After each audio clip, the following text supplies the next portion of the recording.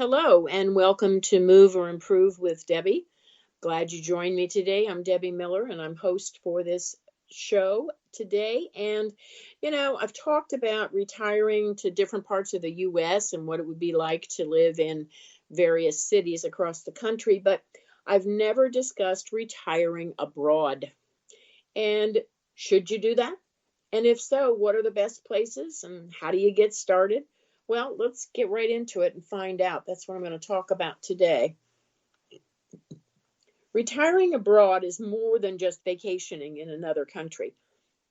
People say, oh, let's go to Costa Rica for a couple of weeks, or go to Panama, or go overseas to Europe, and that sounds good.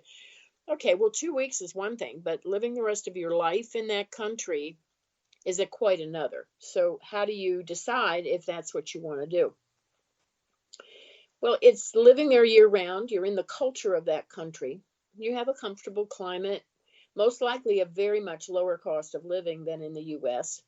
You're working at a slower pace. You're immersing yourself in another culture, and that's a wonderful way to enjoy retirement. But what are some of the nuts and bolts of getting ready for the big move? Well, as far as medical is concerned, vaccinations, you need to check with the Centers for Disease Control website. That lists the vaccinations that you need depending on where you're going. And your health care in general, we keep Medicare coverage. Well, Medicare isn't good if you go outside the US, but you might want to keep Part A paid up and active just in case something happens. You never know when your circumstances may change and you may have to move back to the US. You want to find out if you'll be able to join an available national health care plan or sign up for a hospital-based plan, or do you need to go to private insurance policy or just pay out of pocket as you go? Depending on the country, it's possible to combine these items, but you want to check first before you go so you know how to plan. And of course, you want to make sure your medical records are current and complete and put them in a folder. And you also want to scan them to your hard drive so you don't lose them in case something happens to the paper product. Another thing to consider is the finances of it. Do your credit cards charge for foreign currency or transaction fees? You want to know all the benefits and drawbacks of each card. And you want to make sure you know your PINs and passwords. They should be readily accessible. And the credit card companies will want you to have a mailing address in your home country. And you'll need a bank account for, pay credit cards and bills and having Social Security income and other income deposited for you. A local bank account will help you if you apply for a residency visa because you can show that you're financially stable. So you want to choose a bank that's close to your new home because that allows you to establish a personal relationship with the staff there. The bank that you choose should be one, obviously, that's stable and has a good credit rating itself. You want to make sure your deposits are insured, so find out the amount the bank will cover.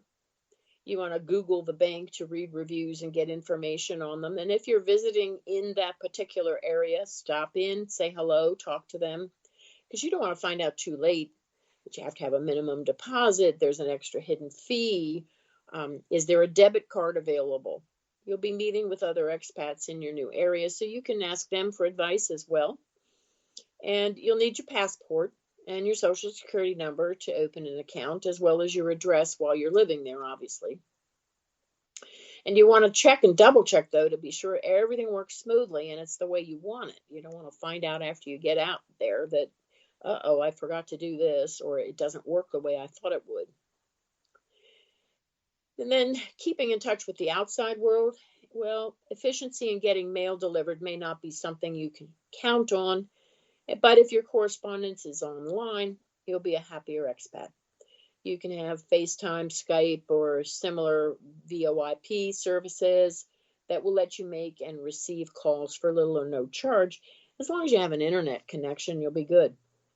A lot of people use WhatsApp, WHATSAPP, all one word.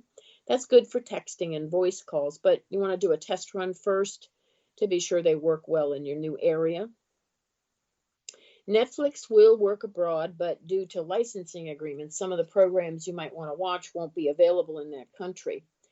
but an Apple Fire TV stick should work. Taxes and legal issues. Just because you move out of the U.S. doesn't mean you can skip filing your taxes. Even if you don't owe anything, you still have to file your taxes, even if you're a dual citizen.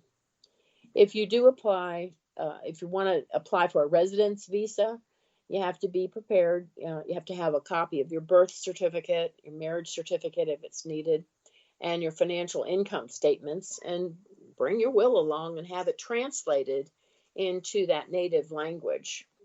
Foreign countries have their own laws, of course, that may not be applicable to your situation. In case you die while you're living there, your property will be disposed of according to their laws, which is why it's good to have a local will that covers what to do in their country should you pass away overseas. Well, what about pets? Can you bring Fido or Fifi? Well, find out ahead of time since quarantine requirements and paperwork vary. Your vet here can sign an international health certificate and explain what vaccinations might be needed, and you might want to consider a microchip implant as well.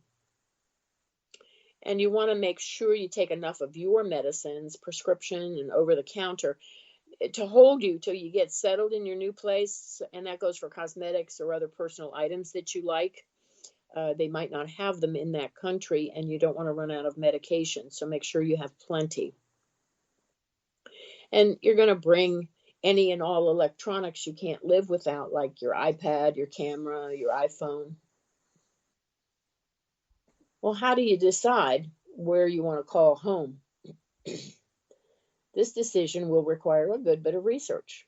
And as I consult with baby boomers in the U.S. on where to retire there, many of the same questions must be answered for living overseas. First of all, what do you want in a retirement location?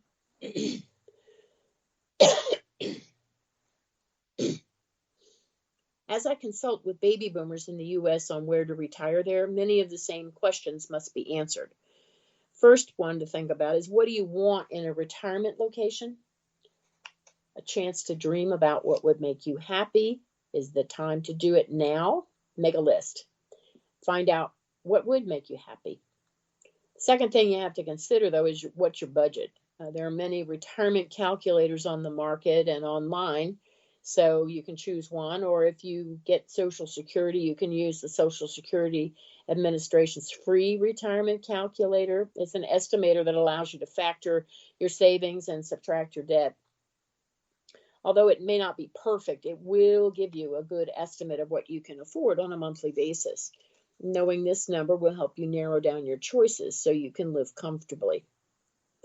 Third thing to think about, well, what's the weather like? Do you want sun and sand all year, springtime all the time? As I counsel boomers looking in the States, visit your top choices during the area's worst season. If you can handle it when it's hot, you'll love it when the weather changes for the better. I mean, if hurricanes are exciting, then yeah, okay, consider those kinds of places as well. But if it's not, then you want to avoid it. Another thing you need to think about is, where does your family live? How far are you willing to fly to visit them? Maybe you don't want to see them again, I don't know. But if they're scattered in various parts of the U.S. or in the world, do you have the budget to fly back for visits on a regular basis? Or do you have a central location where you can all meet together for holidays? Grandchildren are fun to visit on Skype, but there's nothing like in-person interaction to see how they've grown.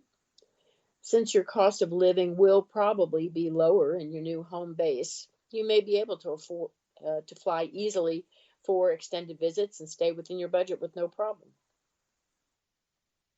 What's the day-to-day living going to be like? As I said before, it's one thing to vacation there. It's quite another to live there and get things done daily by interacting with the people there and making improvements to your home. Like, will the contractor show up on time or at all? You'll have more time to experiment with new activities and make new friends. But this is a long-term decision, not a short-term vacation. Here's some questions that I find people ask about retiring abroad. Here are a few, and the answers I will also give. First of all, will you lose your citizenship? No, residency doesn't affect your being a U.S. citizen. The only way you can lose your citizenship is if you renounce it. That's a serious situation to carefully consider. Very few people do that. Only about 5,000 or so have done it.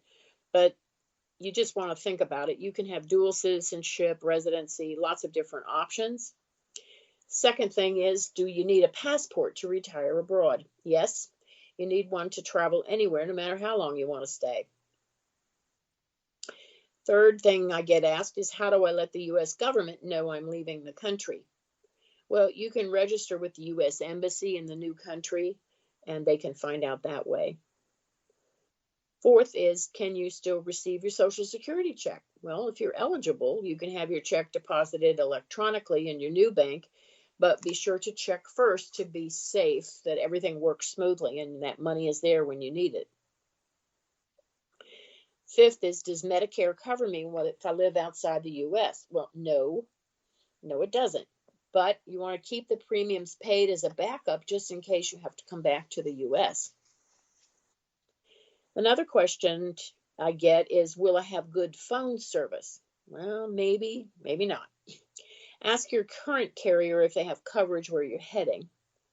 Does your account allow roaming in your destination country? Roaming charges can add up, so you want to invest in a local SIM card, SIM card instead. A SIM card is basically a smart card that stores identification information and pinpoints a smartphone to a specific mobile network. The data it holds includes your user identity, location, phone number, network authorization data, stored text messages, contact lists. And the nice part is you can remove a SIM card from one phone and insert it in another one. And they can hold anywhere from 32 to 128 kilobytes. Carriers like Sprint and Verizon don't need SIM cards, but overseas, you will need the ability to use your phone. Beware that the SIM card does have indirect access to your email, banking information, and social media accounts. So SIM cards do have a security code, so you can go into settings and change the PIN to something complicated. So make sure you do that. Another question that comes up, can I use my driver's license from the U.S.? Well, for the first 30 days, you can use it, but you'll need to get an international driver's license. It's just easier. What are the moving costs like? Well, I talked to a few of my moving contacts. Depending on how far away you are and where you're moving, it can cost as little as a plane ticket if you're just going to a place like Mexico, for example, or Canada. But if you want to establish formal residency in a country, the costs could run anywhere from $1,000 to $3,000 per family member due to the cost of attorney and government fees. So you want to also think twice about shipping a container load of your household goods, because that can run up $10,000 and such. What are the drawbacks to living abroad? Well, there's a few to think about. First of all, you want to think about your safety. Obviously, you're going to check to see how stable the government is and where your crime rates are higher. For example, if you're attacked, how willing are the police going to be to help you? Second thing is the medical care. How far away will you be from a quality medical facility? What type of payment do they require? Do they only take cash? Your insurance provider may require lots of red tape to get through before they'll reimburse you, and that can take months. So you might want to be self-insured, which means putting money aside in a bank account and paying for your medical yourself. And you also want to find out, what's the quality of service going to be like? And how are the roads to get to that medical facility? If it's rainy, do you have a lot of potholes? The language barrier is something you want to learn the language before you leave the U.S. And of course, you can also install an app on your phone to help you with